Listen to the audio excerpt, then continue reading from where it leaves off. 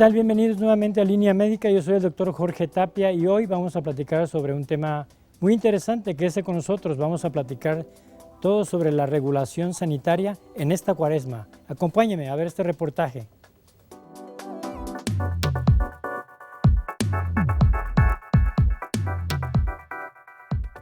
La misión del Área de Regulación Sanitaria es mantener, conservar y mejorar la salud de la población del estado de Aguascalientes, mediante la regulación, el control y el fomento sanitario. Es el área competente en la prevención y mejora continua de la salud pública, mediante la vigilancia de la aplicación y difusión de la normatividad respectiva vigente. La vigilancia sanitaria se lleva a cabo mediante visitas de verificación a cargo del personal expresamente autorizado por COFEPRIS, y tiene como objetivo obtener información de las condiciones sanitarias del establecimiento, identificación de anomalías y deficiencias sanitarias, tomas de muestras si aplica, liberación o aplicación de medidas de seguridad y realización de actividades de orientación, instrucción y educación de índole sanitaria. Los verificadores para practicar las visitas deberán estar provistos de la orden de verificación, así como del acta de verificación.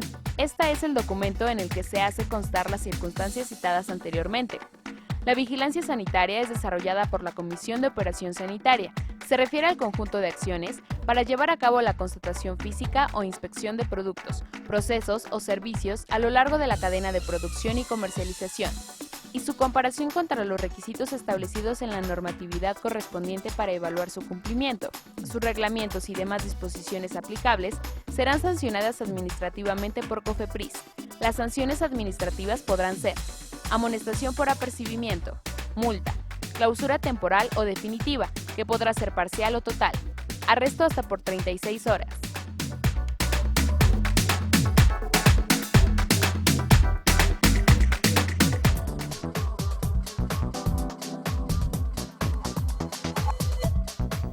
Como le comenté, vamos a platicar todo sobre la regulación sanitaria en esta cuaresma. Pero ¿qué cosa es la regulación sanitaria? ¿Qué es lo que se trata de ver en este tema, en esta charla tan importante? ¿Qué debe usted estar presente con los conocimientos sobre los alimentos que se consumen en esta cuaresma? Tenemos hoy invitados a los licenciados en Salud Pública, Eric Fajardo, que es jefe del Departamento de Bienes y Servicios del Instituto de Salud del Estado de Aguascalientes. Bienvenido, Eric. Al licenciado en Salud Pública, Víctor Sánchez Montoya, también. Gracias. Bienvenido. Y al doctor Carlos León Blas, bienvenido. Muchas gracias por la invitación. Del Instituto de Servicios de Salud del Estado de Aguascalientes. Bueno, para iniciar nuestra plática, ¿qué es la regulación sanitaria? Bueno, la regulación sanitaria se puede definir desde diversas maneras o puntos de vista, pero para efectos más entendibles a la gente, la regulación sanitaria se definiría como el conjunto de acciones tendientes a proteger contra riesgos sanitarios a la población en sus distintas materias, ya sea por riesgos microbiológicos, físico-químicos, ambientales, desde el punto de vista del ofrecimiento de servicios de salud, medicamentos y tecnologías para la salud. Todas estas acciones soportadas a través de actos jurídicos que se sustentan en la Ley General de Salud, sus reglamentos y diversas normas. De tal manera que a través de la regulación sanitaria ejercemos un control sanitario sobre todos aquellos establecimientos para los cuales tenemos competencia en base a lo que la propia ley nos ha establecido. Claro. Licenciado Víctor Sánchez, en esta cuaresma, ¿qué nos diría desde este punto de vista de la regulación sanitaria? Bueno, es una situación importante donde hay un consumo de alimentos que se pueden considerar como peligrosos, entre comillas, si no reúnen ciertas características o condiciones. Y otros aspectos también que vemos desde el punto de vista ambiental, como tiene que ver con el agua, como tiene que ver con el tratamiento de aguas residuales, para que en un momento determinado todos estos aspectos que se den bajo condiciones adecuadas no representen un riesgo para la población.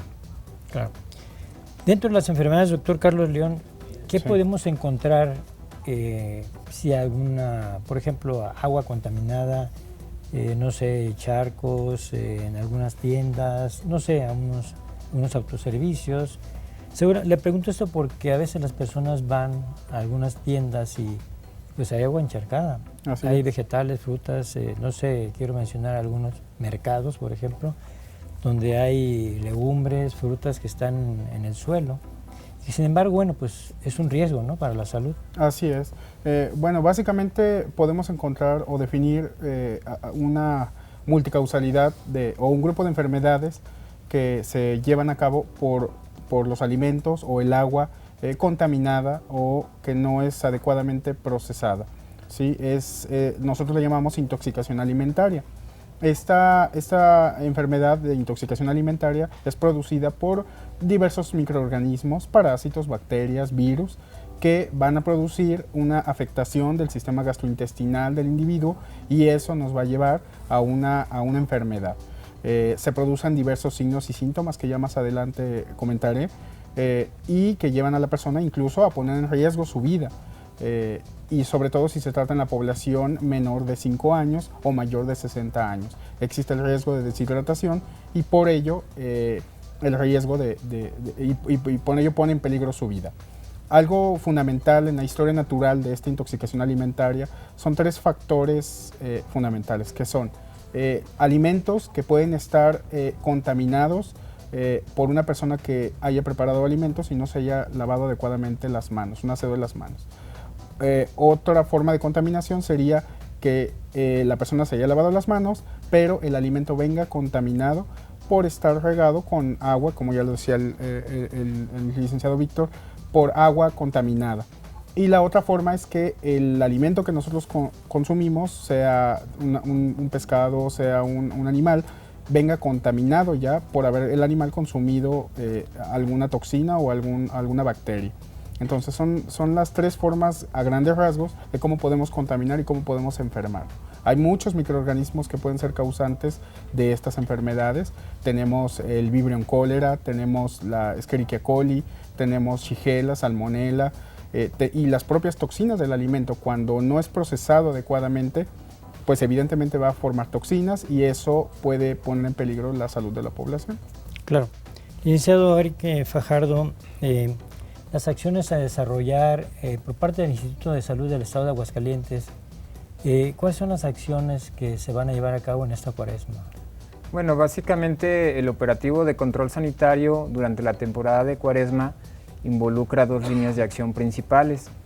Las primeras se refieren a las acciones regulatorias que conllevan toda la vigilancia sanitaria a través de órdenes de verificación, cuyo objetivo tienen identificar posibles riesgos a la salud pública.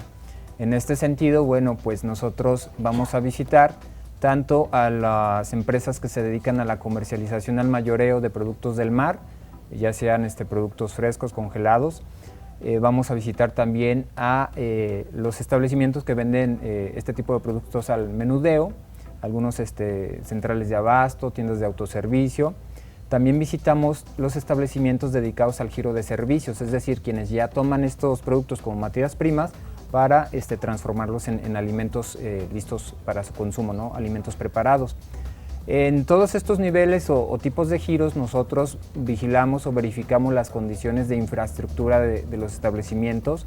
Como decía el doctor, también nuestras cédulas de verificación contemplan aspectos que debe de cumplir el personal y un aspecto muy importante es lo que se refiere a la toma de muestra de alimentos, ya sea de productos crudos, productos cocidos, productos mixtos, que puede involucrar no sé, productos como el ceviche, cócteles de camarón, de pulpo, etcétera, donde hay una combinación de productos procesados, cocinados o no. También realizamos la toma de muestra de agua y de hielo. En el caso del hielo es muy importante realizar el monitoreo del hielo que se utiliza para la conservación de los productos, sobre todo en los mercados, en las tiendas de autoservicio, ya que si se trata de un hielo que no es potable, pues puede existir riesgo para el producto, ¿no? Estas acciones de verificación sanitaria también ya de manera muy específica se intensifican en ciertos puntos en el estado, sobre todo puntos que tienen cierto atractivo turístico o con fines de recreación, como las presas. En Aguascalientes tenemos 2 puntos muy importantes actualmente. El principal es la presa Calles, Ahí hay una serie de establecimientos, así como también se ponen por temporada algunos puestos semifijos, ambulantes, que se dedican a ofertar o a preparar este producto del mar para consumo. También es el caso de la presa de Malpaso, donde ya hay una zona de restaurantes que opera de forma permanente ahí, ¿no? Entonces, durante esta temporada, particularmente en los días santos, en la Semana Santa propiamente, bueno, la vigilancia se focaliza a estos puntos. Ahora, por lo que respecta a las acciones no regulatorias, es decir, a la contraparte que no tiene que ver propiamente con medidas de apremio, nos estaríamos refiriendo a la cuestión de la sensibilización o fomento sanitario. Lo manejamos en dos vías. Previo a la temporada, nosotros ya desde el año anterior se integra una programación de cursos de fomento para manejadores o preparadores de productos del mar. De tal manera que desde finales de enero, principios de febrero, se comienza a capacitar a la gente que maneja este tipo de productos. El tipo de curso se sustenta en las buenas prácticas sanitarias, que conlleva cuestiones de aseo personal, limpieza y desinfección, cuestiones relativas al tema de enfermedades transmitidas por alimentos, etc. La otra medida que en esta misma vertiente tenemos es la sensibilización o el fomento que se realiza a través de medios de difusión, sobre todo impresos. Cuando hacemos una visita de verificación aprovechamos la oportunidad para entregar folletos, trípticos, volantes, dípticos, con la única finalidad de sensibilizar a las personas que están involucradas en todo este proceso y esperando con ello que se eviten o al menos disminuyan los riesgos asociados y que parten de los productos o de los servicios que ofrecen a la población. Claro, es bien importante todo esto porque, muchas de las personas que van a los mercados, a los lugares donde se expende este tipo de alimentos, pues sabemos que no trae una fecha de caducidad. Tal pescado, no sé, un pargo por decir, no trae fecha de caducidad.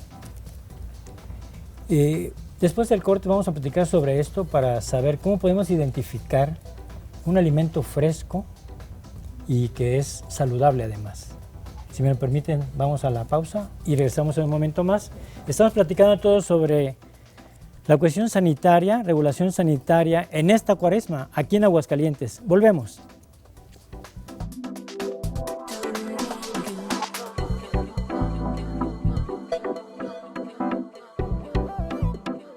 ¿Sabías que los productos sometidos a la vigilancia sanitaria son insumos para la salud, plaguicidas y nutrientes vegetales, tabaco y alcohol, alimentos, bebidas y suplementos alimenticios, y productos de perfumería, belleza y aseo?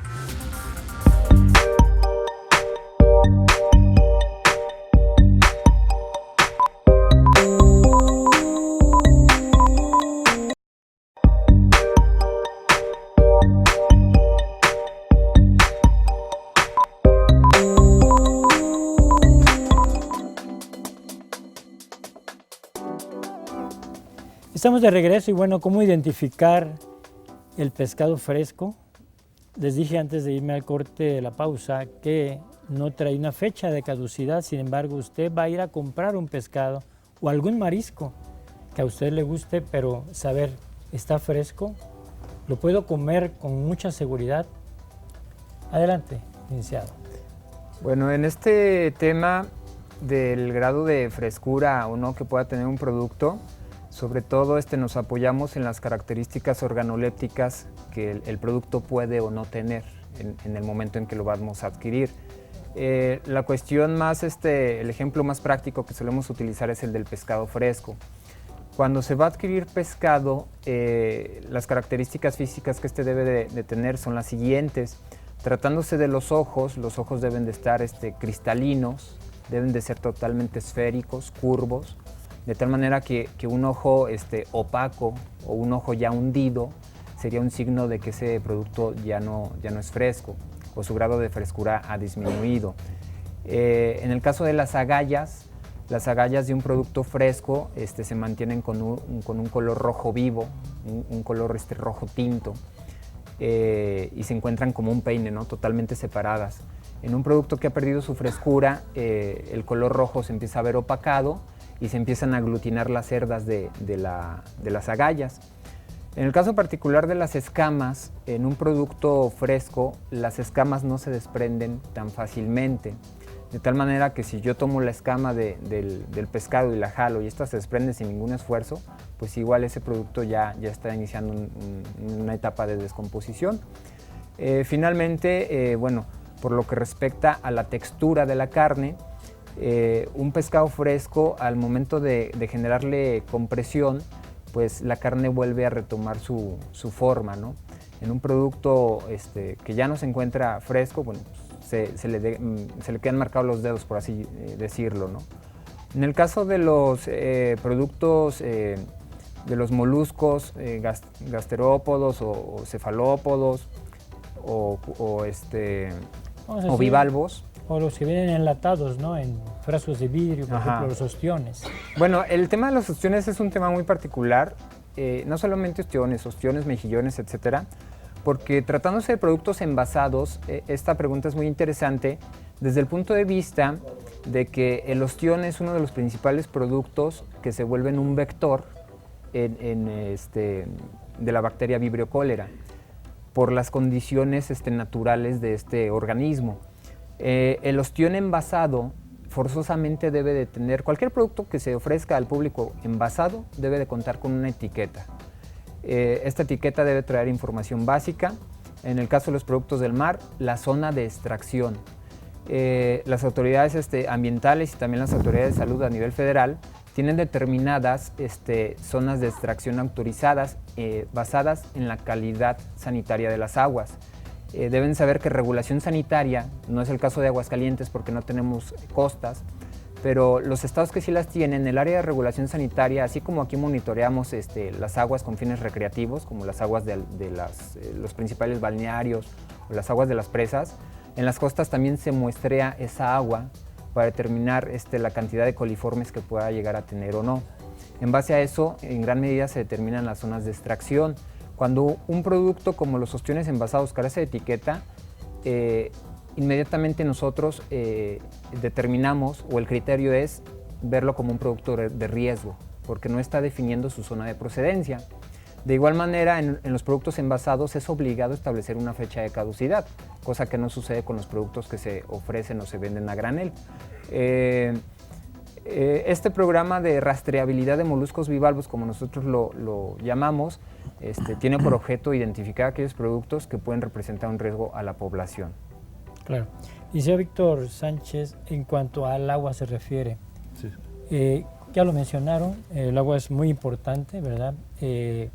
Vaya, cuando llegan este tipo de alimentos a los mercados, a los establecimientos, esa agua ya está filtrada, ya lleva un proceso, porque también ahí puede haber algún dato de infección. Bueno, O de contaminación, más bien. Claro. Bueno, definitivamente el agua juega un papel importantísimo en cualquier tipo de negocios que expende alimentos, ya sea para cuestión de tratamiento, de que se agregue al proceso, etc.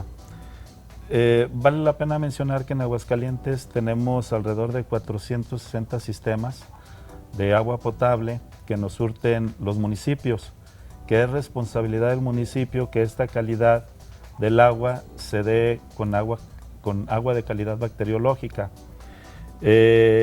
siempre en un rango de 0.2 a 1.5 partes por millón, que es un rango de seguridad, ¿sí? Que se puede hablar de una agua ya desinfectada. Entonces es fundamental el que el abasto y la calidad bacteriológica del agua llegue en esas condiciones. Bien. Doctor Carlos León, hablando del Vibrio cholera, sabemos que en Aguascalientes no hay cólera, pero hay que dar la información porque seguramente mucha gente o personas que nos ven van a pensar, bueno, ya estamos en época de Cuaresma y cuidado, no te vayas a comer este pescado, ostión, este alimento del mar, porque te puede dar cólera. Hay que explicar y aterrizar aquí cómo se presenta, es decir, que no hay cólera aquí en Aguascalientes, que los alimentos están totalmente regulados por ustedes, por regulación sanitaria, y que bueno, son alimentos de primera. Así es. Algún alimento, como ya comenté hace un momento y como comentó el licenciado Eric y el licenciado Víctor, puede estar contaminado o mal manejado o básicamente contaminado.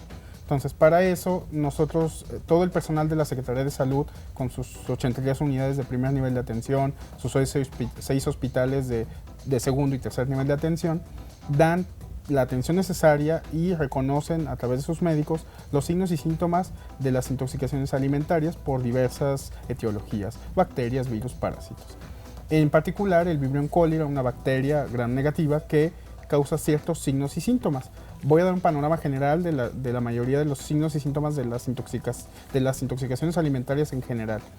Particularmente es dolor abdominal. Si alguien de la población enferma por haber comido de minutos a horas después de haber ingerido el alimento, presenta dolor abdominal, presenta fiebre, presenta básicamente diarrea, puede ser con sangre o sin sangre, pero diarrea o evacuaciones líquidas, presenta vómito, presenta debilidad, cansancio excesivo, evidentemente tiene signos y síntomas para considerarlo una intoxicación alimentaria o una gastroenteritis, dependiendo de la etiología, y hay que acudir evidentemente al médico para que no ponga en riesgo su vida.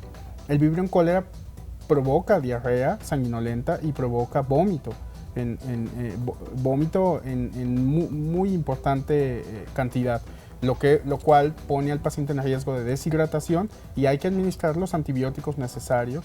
Y eso obviamente ya lo tendrá que hacer un especialista y le recomendamos a la población no automedicarse, acudir a las unidades del sector salud para que acudan y se reconozcan estas enfermedades. A nivel estatal, en el año 2013 se han diagnosticado aproximadamente alrededor de 150 intoxicaciones alimentarias, en el 2014 un poquito más, 160 intoxicaciones, y en lo que va del 2015 no se ha diagnosticado ninguna en los archivos epidemiológicos que hay en el instituto.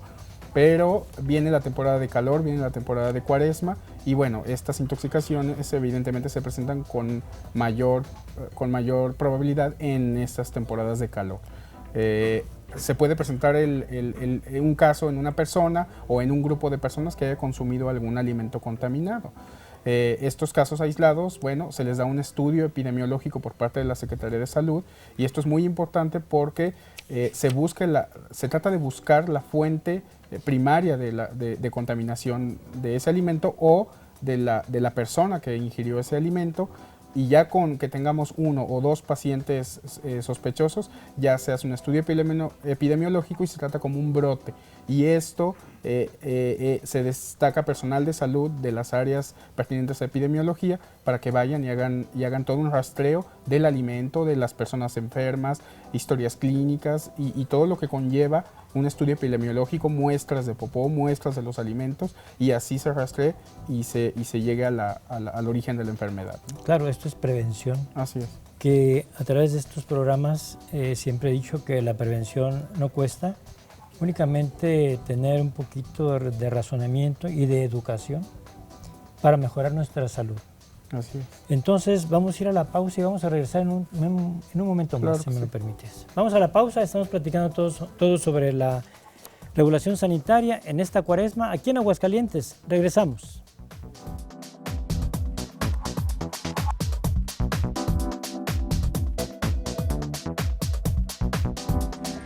Los procesos y servicios sometidos a vigilancia sanitaria son buenas prácticas de fabricación, almacenamiento, distribución y venta, servicios de salud en hospitales, laboratorios clínicos, trasplantes y bancos de sangre, centros de tratamiento con servicios de belleza, zonas libres de humo de tabaco.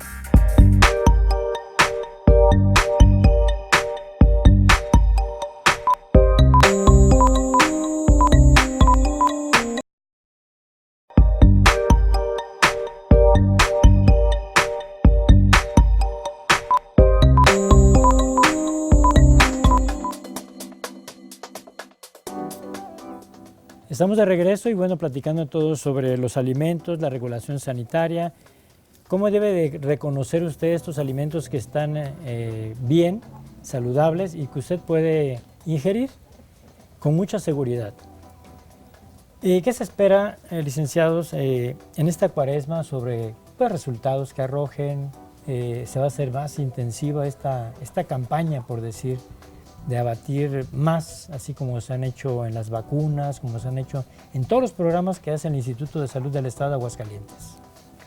Bueno, hablando de resultados, tal vez sería pertinente partir del hecho de que la vigilancia sanitaria que realiza la Dirección de Regulación Sanitaria, en este caso, es de forma permanente. A lo largo del año estamos visitando establecimientos, estamos muestreando alimentos, agua, una infinidad de productos y de servicios que en ciertas etapas o meses del año se intensifican, ¿no? Empezando, por ejemplo, con el operativo de Peregrino, cuando son las peregrinaciones a San Juan, ahí nosotros intensificamos acciones. El evento que le estaría siguiendo es precisamente el de la Cuaresma, donde si bien estamos visitando establecimientos de forma regular y ordinaria, bueno, pues aquí focalizamos nuestras acciones a los giros involucrados, ¿no? En este caso los de servicios y que tienen que ver con la oferta de alimentos. Después estaría viniendo el evento de la Feria Nacional de San Marcos, que es un evento muy grande, que demanda una atención particular por todas las variables que se ven involucradas en cuanto a la oferta y la demanda de servicios, los desplazamientos muy importantes de personas entre entidades federativas. Pero bueno, particularmente en la Cuaresma nosotros estaríamos esperando visitar cerca de 150 establecimientos. Estos establecimientos, bueno, pues algunos serán, como ya lo señalé, mayoristas de productos del mar, algunos serán minoristas, algunos serán establecimientos de servicios, restaurantes, marisquerías, etcétera. Otro tanto serán tiendas de autoservicio. Paralelamente con el Instituto de Servicios de Salud colabora cada uno de los ayuntamientos, ya que en estos se encuentran también áreas de regulación sanitaria que atienden situaciones más particulares en base a las delegaciones de competencia que tenemos firmadas. Pero bueno, en cuanto a la verificación, más o menos un universo de 150 establecimientos fijos, porque las áreas de salubridad local a cargo de los ayuntamientos ven los establecimientos semifijos o ambulantes. Hay una coordinación con ellos, se mandan en su momento oficios solicitando su apoyo, solicitando un informe al final de la temporada, ¿no? Por lo que respecta a la muestra de productos, bueno, estaríamos hablando de cerca de 300 muestras entre alimentos, bebidas preparadas, agua purificada, hielo, muestras de sistemas de abasto de agua potable y también muestras de hisopos de MUR, que son los que colocamos en las redes de aguas negras para estar monitoreando directamente la posible presencia de vibrio cólera. Por lo que respecta a la capacitación y fomento que también hablé, ahí previo a la temporada se impartieron 3 eventos de capacitación, cubriendo un universo de entre 200 a 240 personas dedicadas a la manipulación de alimentos. Eso es lo que estaríamos esperando para este operativo. Claro. Me llama la atención una situación muy importante sobre algunas personas que venden o que tienen puestos sobre la denuncia sanitaria. ¿Qué nos diría al respecto sobre pues no problema, sino esta denuncia? ¿Qué hay que hacer? ¿A dónde hay que ir? Bueno, la denuncia sanitaria es un derecho que le otorga la ley a cualquier ciudadano. La Ley General de Salud establece en su artículo 60 el acto jurídico que llamamos acción popular, por el cual ante el conocimiento que se tenga sobre algún riesgo sanitario que pueda afectar la salud pública, bueno, pues cualquier ciudadano que tenga ese conocimiento puede darle parte a la autoridad sanitaria. Por otro lado, cada uno de los reglamentos que derivan de esta Ley General de Salud tienen algún artículo muy específico donde ya se dice particularmente cómo hay que hacerlo. En el caso particular del área que está a nuestro cargo, que es la de alimentos y bebidas, el Reglamento de Control Sanitario establece en su artículo 6º que quien tenga conocimiento de un riesgo sanitario, bueno, deberá informarlo a la autoridad. Puede ser por escrito o de manera verbal. Por escrito, obviamente, a través de un pequeño documento que vaya signado, es decir, firmado, y donde nos precise el riesgo que se ha identificado o del cual se sospecha, el lugar que ha de ser verificado, es decir, yo identifico una situación de riesgo y está focalizada en tal lugar, ¿no? Y todos los datos que permitan la plena identificación del establecimiento o de la persona asociada a este riesgo. En el caso particular, la ley establece que la denuncia puede ser verbal, pero en todos los casos deberá ser ratificada con la firma, lo que nos lleva al hecho de que si bien la persona nos puede hablar por teléfono, tomamos los datos de la denuncia, pero finalmente deberá ratificarla. Usted me puede decir, bueno, ¿pero qué pasa si no la firma, no? La única consideración que se deja de hacer en este caso es, nosotros ya no estaríamos obligados a informarle sobre la forma en que fue atendida su denuncia. Simplemente iríamos a hacer nuestro trabajo, pero ya no tengo la obligación legal de hacerlo de su conocimiento, ¿no? En la dirección obviamente pueden presentar su denuncia al teléfono 910-7900, la extensión 7363, o bien lo pueden hacer directamente en las instalaciones del instituto, en Margil de Jesús 1501. En el caso de la dirección está ubicada en el segundo piso, o también pueden hacerlo en las oficinas de la jurisdicción sanitaria número 1. Claro. Licenciado Víctor Sánchez, ¿qué recomendaciones o sugerencias nos dejaría aquí pues, a la población en general en esta cuaresma? ¿Qué hay que hacer, qué hay que evitar, qué identificar? Ok, bueno, ya como lo mencionó Eric, la cuestión de identificar bien aquellos alimentos que estén en condiciones adecuadas para su consumo. Pero hay una situación muy importante, estábamos hablando del agua, que es fundamental en cuestiones de enfermedades transmitidas por esta, y bueno, sobre todo en la cuestión de prevención para el cólera. En el estado traemos un nivel muy importante de cloración, que es del 98%. Esto nos está hablando de una calidad bacteriológica adecuada y donde el agua está protegida. Entonces, muchas de las ocasiones el compromiso de los organismos operadores del agua es llevarnos esta hasta el umbral de nuestra casa, pero ya en el almacenamiento, hablemos de tinacos, hablemos de cisternas, pues en ocasiones no tenemos esa cultura del lavado y la desinfección, por ejemplo, de los tinacos. En este sentido, bueno, cuando la carga de cloro residual que trae el agua tiene contacto con materia orgánica, pues se degrada de manera importante, ¿no? Entonces, sí es recomendable que en casa tengamos esa costumbre de hacer el lavado y desinfección de nuestros tinacos por lo menos cada 6 meses, para que el agua conserve su adecuada calidad. Claro. Doctor Carlos León, hablando un poquito de enfermedades infecciosas, se acerca pues, la época del calor, la primavera, la cuaresma, las infecciones intestinales, las intoxicaciones por alimentos, etc. Mi pregunta es, ¿cómo hay que estar preparados? Hay que decirles a las personas, a los padres de familia, que se preparen con suerito para los niños, para la gente que empiece con algún síntoma. No a la automedicación, porque, bueno, ha habido recientemente investigaciones hoy día sobre que muchas de las personas da fiebre y les dan paracetamol, y que, bueno, ahora ya hay que dosificarlo, hay que olvidarnos de los vasitos, de las jeringas, de los goteros, en el que las personas o las mamás no saben dosificar y bueno, pues a ver, le voy a dar 2 goteritos a ver si se le quita la fiebre. Y es motivo de intoxicación y a veces hasta de fallecimiento. Así es. Esos son los últimos reportes que hemos tenido sobre el paracetamol y el ibuprofeno. Entonces quiero comentar esto sobre qué hacer en este caso. Por ejemplo, se presentan enfermedades diarreicas que ya se vienen, las famosas EDAs. Y bueno, pues platícanos todo al respecto. Usted es el indicado. Así es. Bueno, le platico brevemente. La Secretaría de Salud ahorita ya está adquiriendo los insumos, trabaja con todo su personal, es decir, las áreas de regulación sanitaria, la Dirección de Regulación Sanitaria, pero también con la Dirección de Finanzas, con la Dirección de Servicios de Salud, con todo su personal de la Secretaría para adquirir los insumos y estar preparados para esta temporada de calor. Se adquieren todo el material necesario y equipamiento necesario, incluso pidiendo apoyo a otras áreas de gobierno para estar preparados para estas temporadas.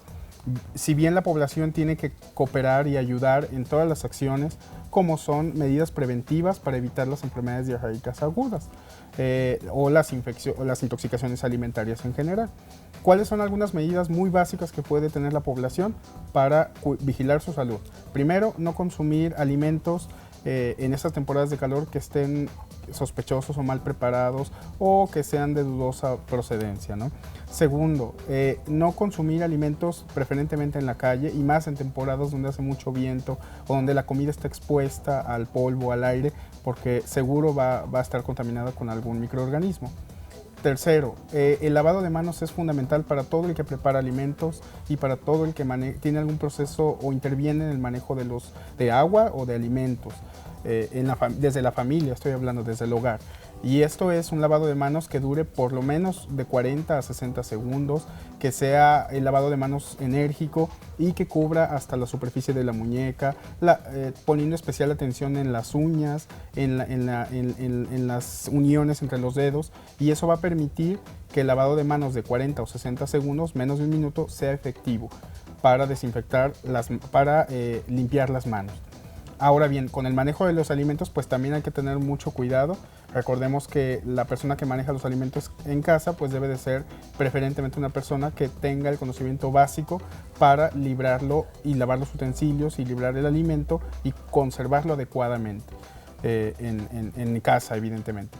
Y recordarle a la población, el médico está preparado para atender cualquier caso de enfermedad diarreica aguda o deshidratación, para atender los casos que se presenten de intoxicaciones alimentarias y hacer los reportes que se tengan que hacer a la Secretaría de Salud.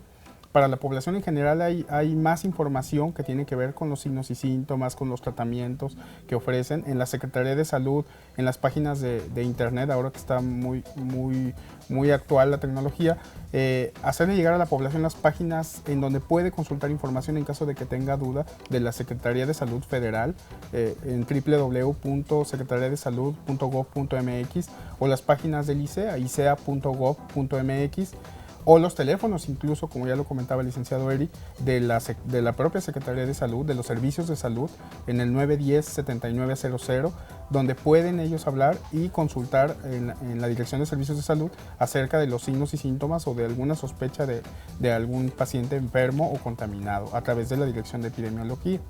Claro. Es bien importante todos estos datos que ha mencionado, la prevención, vuelvo a repetir, la educación y los estilos de vida saludables. Hay que retomarlos, sería importante, aparte de toda esta información, se me antoja que así como van tocando casa por casa cuando van a vacunar, dejaran un críptico en el manejo de las manos, del lavado de las manos. Claro, se me... En todas las unidades... Pronto así hay que... En todas las unidades están los carteles suficientemente dispuestos de cómo debe hacerse un lavado de manos. Los médicos están capacitados y previamente se reparte material de difusión en cuanto a esto. Cómo debe ser el lavado de manos, cómo deben ser los planes de hidratación oral. Si una persona llega deshidratada, cuáles son los signos y síntomas. Y de acuerdo a la edad, bueno, se le da un plan de hidratación oral o se le da incluso, se le traslada como una emergencia de deshidratación, ¿no? O de estado de choque hipovolémico. Claro, es reconocer los síntomas más que nada. Vamos a ir a la pausa y regresamos en un momento más.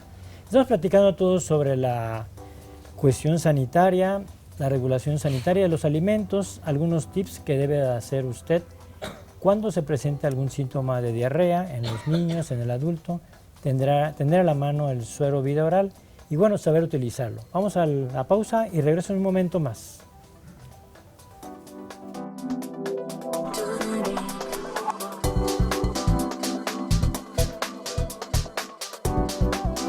En cuanto a la comercialización de productos, la vigilancia sanitaria trabaja sobre la publicidad y el etiquetado, importación y exportación de productos, y la vigilancia en el mercado de dichos productos.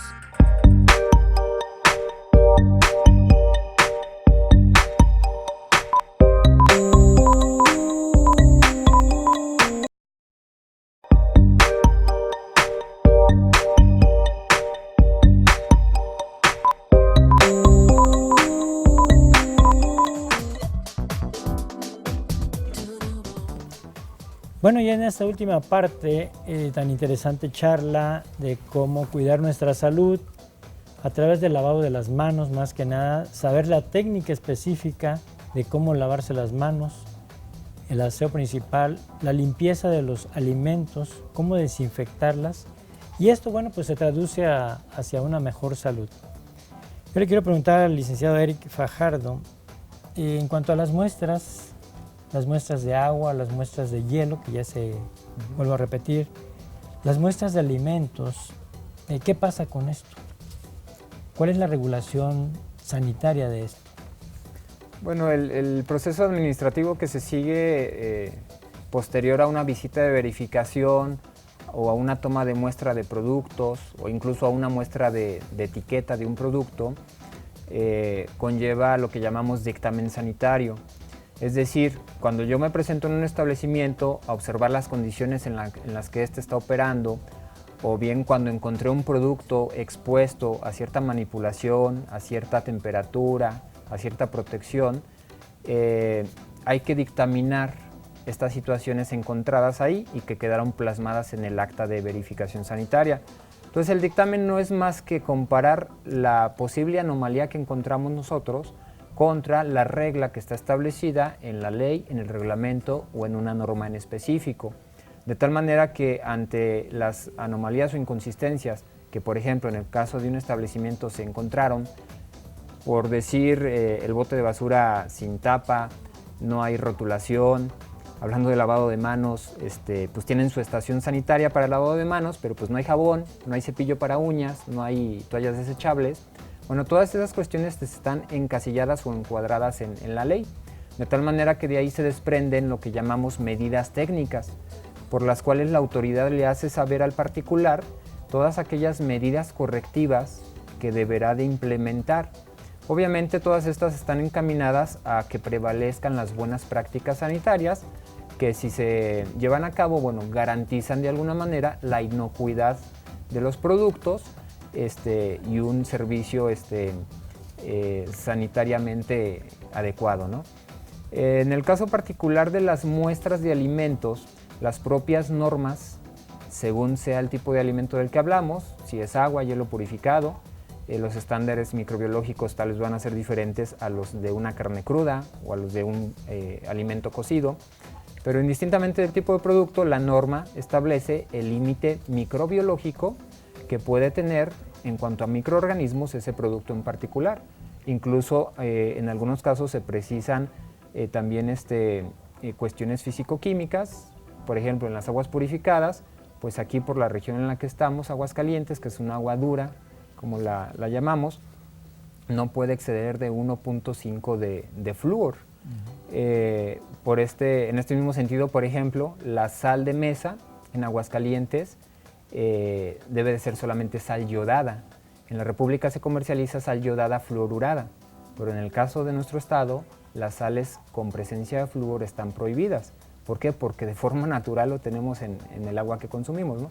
Entonces, cuando se rebasa la cantidad que establece la norma, o por ejemplo, existe presencia de una bacteria patógena como Salmonella, E. coli, Staphylococcus aureus, etc., bueno, pues en algunos casos eso da pie a que la autoridad aplique medidas de seguridad sanitaria que pueden conllevar la suspensión temporal o parcial del establecimiento o el aseguramiento de esos productos, hasta que se garanticen las condiciones que nos digan que el riesgo sanitario que se identificó originalmente pues ha desaparecido.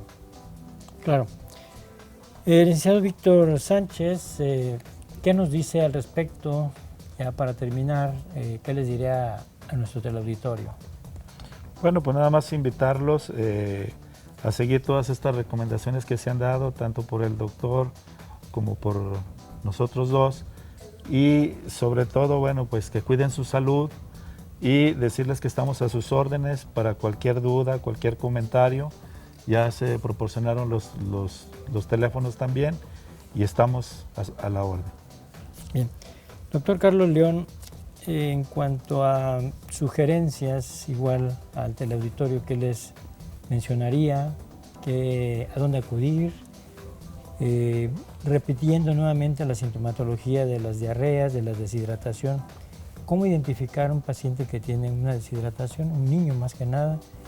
Un problema respiratorio, porque también hay problemas respiratorios, no coincidentemente con los alimentos, pero pudiera haber alguna complicación. Así es. Bueno, los signos y síntomas de deshidratación o de intoxicación alimentaria, que a veces se comparten, llegan a ser dolor abdominal, particularmente de la intoxicación alimentaria, dolor abdominal, diarreas o evacuaciones abundantes, más de 3 evacuaciones en menos de 30 minutos, vómito que no cede y que se aumenta con los alimentos o al ingerir cualquier líquido, fiebre que no ceda con analgésicos o antibióticos. Todos esos signos y síntomas hay que estar muy alerta. La población puede acudir a cualquier unidad de la Secretaría, de todas las Secretarías de Salud, IMSS, ISSSTE y Instituto de Servicios de Salud, y puede hacer uso o solicitar lo que llamamos sales de rehidratación oral. Cuando tienen algún enfermo en casa, las unidades cuentan con estas sales y capacitan a la población de cómo prepararlo, el Vidasuero oral, cómo lavarse las manos cuando lo van a preparar. Y esto es importante porque pueden desde casa prevenir la deshidratación. Ya cuando hablamos de signos y síntomas de deshidratación, pues son muy diversos. La población tiene que alertar, sobre todo si son niños menores de 5 años o gente mayor de 60 años, si empieza con sed, ahora que ya se acercan las temporadas de calor y los diversos eventos y exposición a la que estamos todos inmersos al calor excesivo, a las temperaturas altas, si presenta sed el paciente, si presenta aumento de su frecuencia cardíaca, si presenta una palidez generalizada, un dolor de cabeza, esos llegan a ser signos y síntomas iniciales de un estado de deshidratación.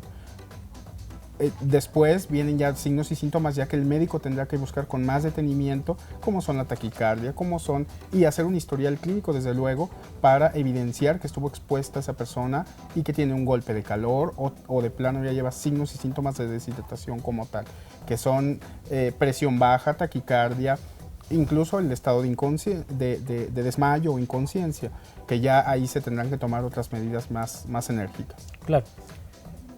Bueno, yo únicamente cabría decirles que no nada más en esta cuaresma se deben de comer o ingerir alimentos o productos del mar, como es el pescado, como son los mariscos, son una buena fuente de proteínas y que bueno, cada vez la gente tiene que comer más pescado, porque como que tienen miedo, como que todavía le temen a este tipo de alimentos. Así. Pero hay que fomentar que no nada más en cuaresma, como cuando dicen, bueno, hoy vamos a hacer alubias, lentejas, garbanzos, porque ya viene la cuaresma.